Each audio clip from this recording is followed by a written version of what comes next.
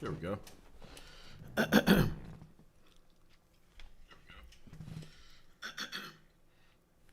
All right, guys. So I just finished up Space Marine 1, the first Space Marine game, in which every time I dive into the Warhammer lore, I seem to have I seem to have develop more questions than I find answers. And so that's what happened at the end of Space Marine 1, as well as when I was playing Space Marine 2 yesterday, was I was figuring out why did they consider Titus a heretic, as well as how he ended up in the DeathWatch. And so that led me to go back from playing Space Marine 2 to do the lore for Space Marine 1. And at the end of Space Marine 1, I still didn't get any answers. I mean, I got answers as far as like how they or why they considered him a heretic and took him away, but I didn't get any answers as far as how he ended up in the DeathWatch. And so then it led me to trying to find out who the DeathWatch are. And so that's what I'm doing today. Or tonight. I'm going to be exploring some videos that is going to be talking about the DeathWatch, who they are, and maybe get some answers on how Titus ended up in that group. And so, as I always like to do with these reaction videos, is I like to watch the cinematics first, you know, to really see what these, I guess, these characters or what this chapter is about, because it gives me a little bit more insight into the world of 40K.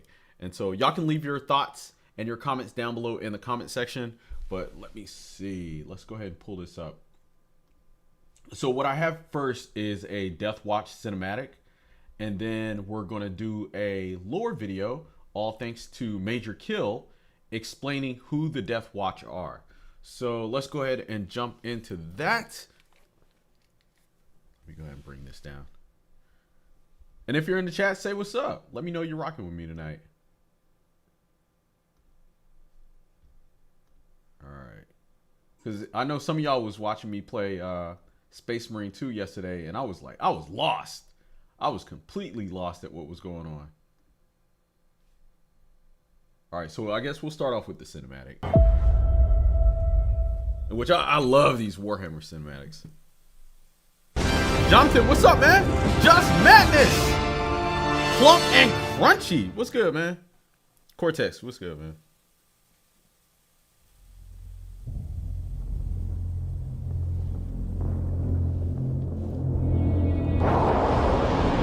Said DeathWatch is chapterless.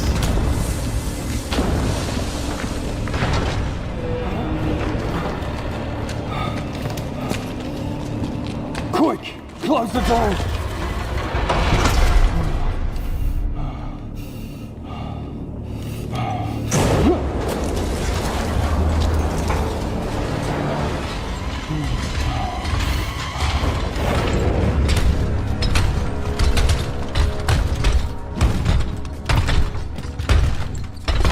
The Emperor be praised. Oh, okay.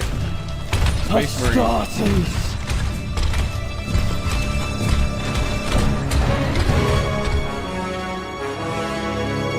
Oh, you know what? And I do like how they have black armor. Like they like their armor is either like a charcoal gray or it's like really, really dark.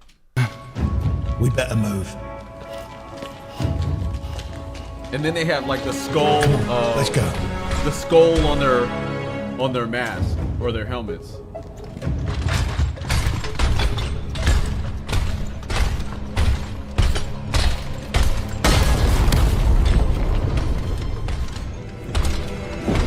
Nah, it's all good, man. You're all good, Dirty.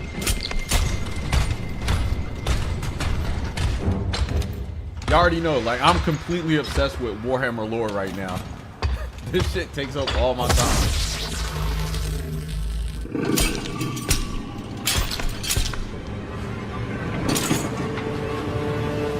Oh, that's like a Necron?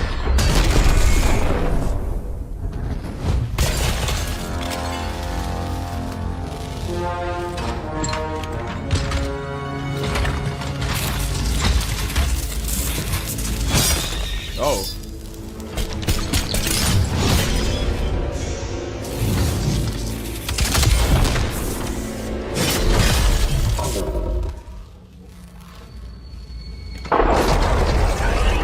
Oh, and they have, okay, so they have swords. They have swords instead of the chainsaw thing.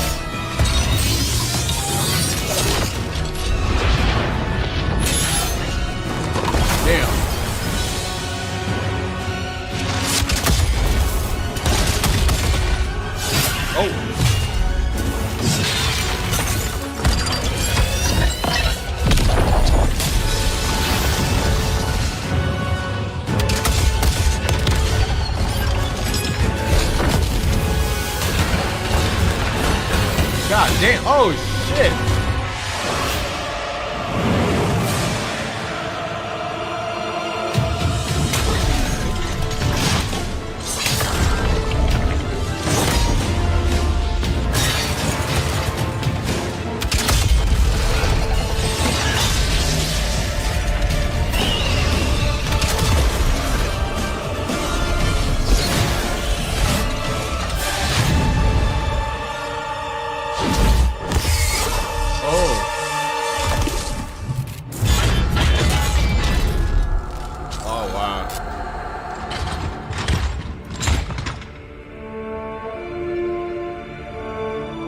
Who is that? Oh, that looked like Titan.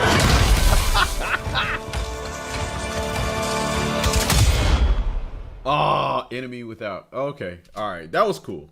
That was really, really cool. But as I said, more questions than answers. Oh man. All right. So first of all, I love the cinematic. I think it's really cool. Really shows how awesome Space Marines are. Just like Secret Level. Just like the Astartes cinematic that Tasha and I had watched a while back. But I'm watching this and I have way more questions now than going into this. Didn't really explain too much about, you know, what or who DeathWatch are, aside from just normal Space Marines. But it was cool seeing them walk into the scene and I guess the I forget what they're called, like the foot soldiers, the Imperial Army. They were like happy to see them, because if they had to take on those creatures or monsters, they would have got slaughtered. But my first question is, you know, are these monsters, are they Necrons? Because they, you know, they, of course they look alien, but they had like mechanical features. And so, you know, my first thought was, are they a part of the Adeptus Manicus or rogue agents or something like that? But also I noticed that they fight with swords and shield instead of the chainsaw blades that the other Space Marines have. What was also cool was, let me see, where is this? Let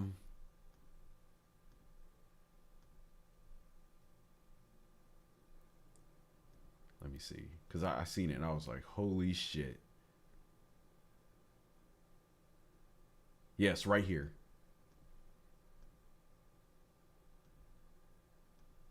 All right, yeah, right here. Yo, he shot or sliced into his shield and the shield started disintegrating. Like, look at that shit. So what is that? Somebody help me out in the comment section. What is that? Yo, he shot into his shield and it was almost like acid. It just ate right through it. All right, you said yes, those are Necrons. Okay, cool. He said the statue is Gilliman. All right, I don't know who that is. He said special operation team specifically to hunt Xenos under Inquisition order, Ordo Xenos. It said DeathWatch has specialized equipment as provided via the Inquisition. Okay, all right. Well, the equipment, I mean, it just looked like Sword and Shield. It didn't look too special, and of course they have the bolt gun and everything. So yeah, that was pretty cool. All right, so DeathWatch. Now we're gonna go ahead and jump into the lore. This is from Major Kill. All right, let's do it. Well, either way, it's a good thing that health experts don't exist in Warhammer 40k, otherwise we wouldn't get the DeathWatch. Squadrons of Marines taken from various different Loyalist chapters and placed into deadly Xeno situations. Okay. Now, on paper, putting alcoholics who would beat their wives if they were able to overcome their psychological castration into a team with egotistical space vampires seems like a pretty bad idea, but in practice it's actually great. The combination of clashing personalities creating enough pressure to forge diamonds, or a mountain of Xeno corpses. Speaking of loyalists shoved into a squadron of misfits and tasked with overly difficult challenges, the next episode of Homebrew Adventures is coming along nicely, with the voice acting being done this week. To get hype for this, we have another displate commissioned, this time of the Reasonable Marine, and I absolutely love this one. This means we now have the Angry Marine, Mean Marine, and now the Reasonable Marine. For those of you that don't know, Displate is a company that prints artwork onto metal canvas, and the results are fantastic. I have a number of them hung up around my room and on my streams. We go over who the DeathWatch are and why they were formed. We'll then go over some of the cooler things the DeathWatch have done, as well as some of their more interesting characters. Let's get into it.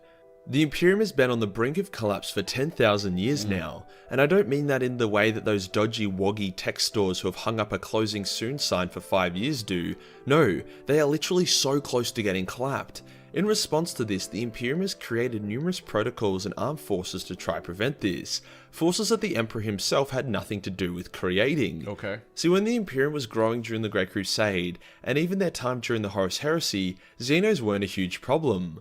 Orcs were slaughtered in the trillions, the Elder were just trying to survive, and the Necrons were... Who are the Xenos? Because I seen in the comment section, one of y'all had mentioned Xenos, and then he has mentioned Xenos, and so who are Xenos?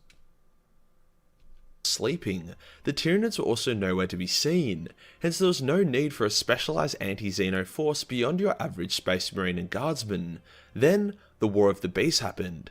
Now, the War of the Beast was a pretty retarded story, and it didn't make a whole lot of sense, but it basically ended with the Imperium about to get beaten by some hectic orcs. Through even more shit that makes even less sense, the Imperium was able to win, but it was a massive wake-up call. Large demon threats had the Grey Knights to handle them, large Xeno threats needed something similar.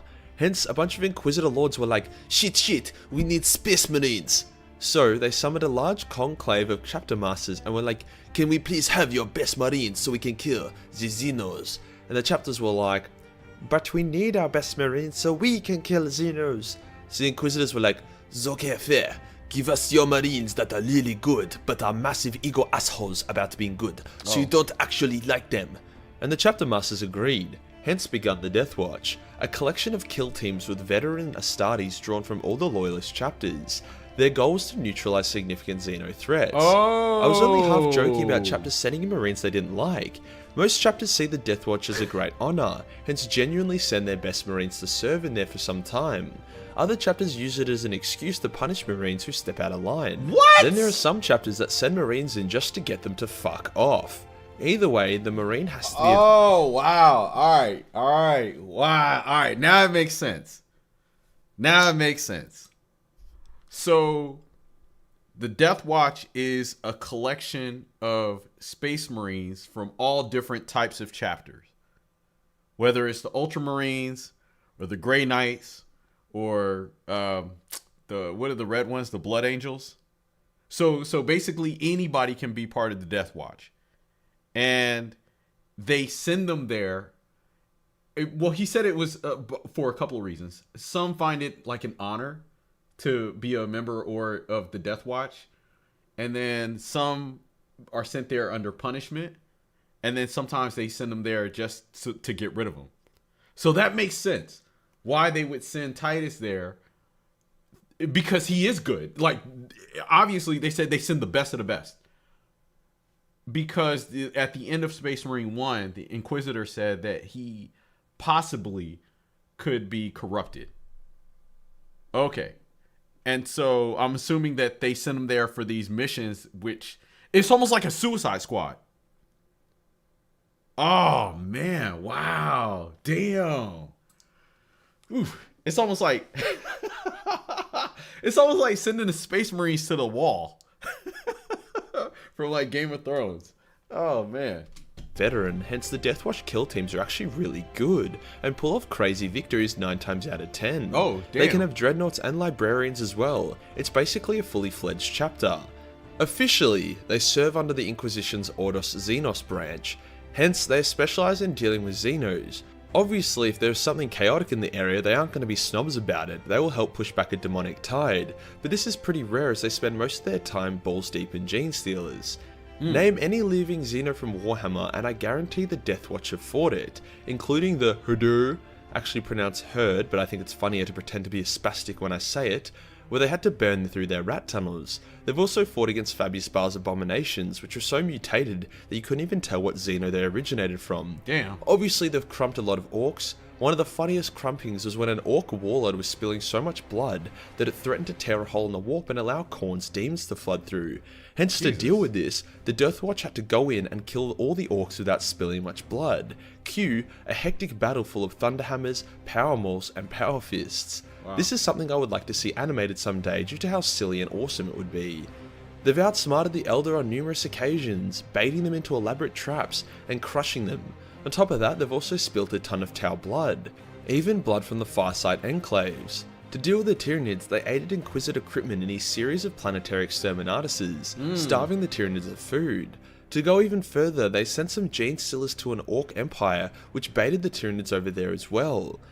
The point I'm actually trying to make here is that not only have the DeathWatch watched them death, but they're actually quite intelligent about it. The jarring mixture of different Marines with different backgrounds allows them to have a wider perspective and more opinions on how to deal with matters. Right. Sometimes these opinions differ, and the DeathWatch members punch each other in the face, especially if there are Dark Angels and Space Wolves involved, but for the most part it's a massive positive. While the DeathWatch often work with the Inquisition and has their seal on one of their shoulder pads, they aren't their little bitch, which is a nice change from, let's say, the Grey Knights, who seem to kiss any uppity fuckhead Inquisitor's ass that they can get their righteous, incorruptible lips on. I prefer the DeathWatch being more independent. Nothing ruins a badass story of different Marines coming together to destroy some hentai-looking monsters than politics. Now, every good team of heroes out there, that's what the DeathWatch are, has a cool base of operations. For the DeathWatch, they have a metric fuckload of these, and they're called Watch Fortresses or Watch Stations depending on the size. They're basically a more gothical looking version of the Justice League's Watchtower, and judging by the naming similarity, it's easy to draw parallels. Warhammer 40k has made a habit out of its naming conventions. What it does is that it takes a name, let's say the Space Wolves for example, and it picks one of the two words in its name to really drill down on. For this example, it's the word wolf, which the Space Wolves use so much it's really not hard to see where the furry jokes come from. Same goes for the Blood Angels, who use the word blood for everything, as well as the Ultramarines, who love to ultra wank to the word ultra. For the DeathWatch, surprisingly, they chose the word watch to drill down on, not the significantly cooler word death. Hence the DeathWatch has watch captains, watch fortresses, watch stations, watch companies, watch commanders, and so on and so forth. The organisation is similar to normal Space Marine chapters, other than the fact that the kill teams of the DeathWatch are a lot smaller and generally more skilled and powerful. Okay. So what interesting veterans make up these kill teams? Firstly, we have their very first Watch Master, Asger Warfist, a Space Wolf Wolflord who basically took a part in every single battle during the War of the Beast. Damn. He punched, slapped, kicked and bit the Greenskins for years until eventually some bullshit fuckery occurred and the problem was solved. From there we have Artemis, who was a watch captain and had a weird supernatural ability to identify Xeno taint or targets of Xeno invasion before the invasion occurred. Obviously, this was a super useful power for an organization that hunted Xenos, so was quickly recruited into their ranks. From there, despite losing an eye and his arm against Xenos, he distinguished himself as a powerful warrior and a great commander.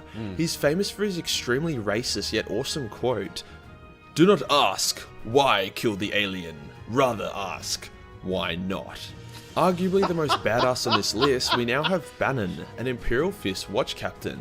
He served alongside Inquisitor Cryptman in his war against High Fleet Leviathan, pulling off feats that others would deem impossible, including capturing a lictor alive. Eventually in one battle, his team position was being overrun by Tyranids, hence a Thunderhawk came to extract them. Bannon insisted on being the last Marine to board, and when he did so via rappel cable, his leg was grabbed and he could not get up. Instead of panicking and shaking his leg to try get free, without hesitation, he cut the grapple rope and descended into the swarms of Tyranids, his combat knife ready, as he didn't want to put his team's life at risk to save his own. A more well-known name on this list now, we have Uriel Ventress, the famous captain of the Ultramarines 4th Company, and the dude who had to deal with the Demonculaba. He took over from Bannon's squad after Bannon became bug food and led them to a crazy victory over a High Fleet due to them poisoning their Norn Queen. Yuri would endure a lot of bad shit before he'd eventually be allowed to return home. Onto a DeathWatch librarian now, we have Ashok from the Angel Sanguine, a Blood Angel successor chapter. During a fight against the Nids, old mate Ashok had a bit of encounter with the Black Rage, a hectic mental disorder that Blood Angels have, which causes some of them to become mindless berserkers so insane that they would make the World Eaters look tame. Most of the time this fall of madness is permanent, however after killing 3 of his battle brothers, Ashok regained control of himself, and after going through some more trials, emerged stronger. He would then go on to join the DeathWatch and continue his fight against the Xenos, fighting off 3 Tyranid Xanathropes at one time and surviving, a feat never before achieved by a Librarian Space Marine. Alright, so a couple of things.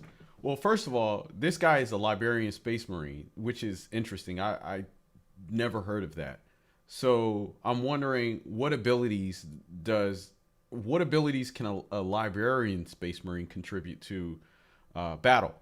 But next to that, you would think that having so many different types of Space Marines working in the same faction would not be good, because there would be so many different personalities or even strategies on how to accomplish a goal. Because it seems like with each one, especially with the ones that he was naming, they all have different abilities. And so I can imagine that with a lot of these, I guess, factions or just different groups all into one group, like there would be a lot of arguments over how to do things. But then again, I guess they're getting like the best of the best. You know, if you're getting like top tier Space Marines from all these different chapters, then I guess maybe they just know how to work together. But then again, there's this motherfucker right here who is the Librarian Blood Marine. They said this guy is unstable and that he goes berserk. So it's like, how could you work with somebody like that? He blacks out and he kills 3 of his brothers. And then he comes to. That's right, like the one guy you don't want to work with. And finally, we have a DeathWatch Dreadnought, Chiron of the Lamenters chapter. Now, if you know of the Lamenters or have seen my video on them, then you would know that they're incredibly unlucky despite trying their very best. They have nearly been wiped out on multiple occasions, leading to Chiron believing that they are indeed gone. So he's all mopey and depressed about it, and his team are like, "Chiron, I think they're still alive." And he's like, "Those fucking Tyranids killed all my brothers. I will have my vengeance." But no. Chiron, listen, vengeance! Or at least I think that's how the conversation went. I don't really know, I wasn't there. The DeathWatch are a fantastic way to buddy up chapters that otherwise would never interact with each other. It allows for these unique stories to be created without writers having to force events to bring them together. Whoever came up with the concept for them should be applauded, and the excerpts of the DeathWatch IFC and read are always a pleasure. They are a huge inspiration for my Homebrew Adventures animated series, and I'm glad to share more about them today. And that does us for today, guys, the lore of the DeathWatch. If you enjoyed the video and want to support think the channel, I think he made a good point at the end. I think from a narrative perspective, that's pretty cool, especially if you're writing stories about Space Marines, so that you could put, hypothetically, you could put Space Marines that technically wouldn't work together or wouldn't go or mesh well. You can put them all into one story and then have some kind of misadventure, I guess. Because, you know, that was something that I was thinking about when we were watching Bricky videos and learning more about the lore, is that do other chapters of Space Marines, do they work together? Do they have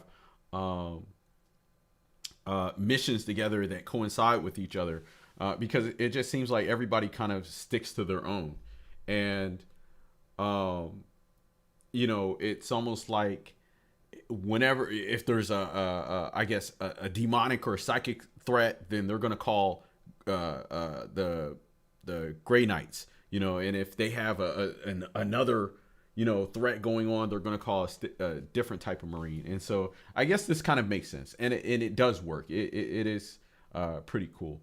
So so now I know more about the DeathWatch. I understand now why Titus was placed there, which makes it even more cool. And so now, you know, I feel like I'm ready to jump back into Space Marine 2. And so that's what I'm probably going to do tomorrow. We're going to be streaming Space Marine 2, but I would like to continue doing these lore videos.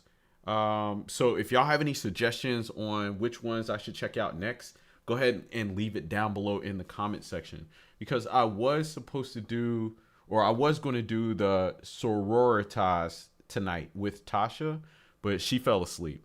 So, you know, maybe tomorrow we're going to go ahead and we're going to watch like a dedicated lore video to the Sisters of Battle, because she's still learning the lore. And although the Grim Dark is dark and she's really not into like dark fantasy, when she saw the Sisters of Battle, the sisters, the Sororitas and the Sisters of Silence, she was like, that's really cool. And she asked me the other day, she was like, babe, do you think I could dress up like that for Halloween or something like that, or Dragon Con, because, you know, they have the little convention here. And I was like, yeah, you know. So I think it'd be pretty cool for us to check out a video, or just like a dedicated video of the Sisters of Battle. But y'all can leave your suggestions down below in the comment section. Go ahead and smash that like button for me one time. And, you know, as I continue to do this, I think it'd be pretty cool to have, like, you know, these Warhammer lore nights, you know, where we can review more lore from Warhammer. But I'm going to go ahead and get up out of here, guys. Y'all have a good evening, and I will see y'all later. Take care.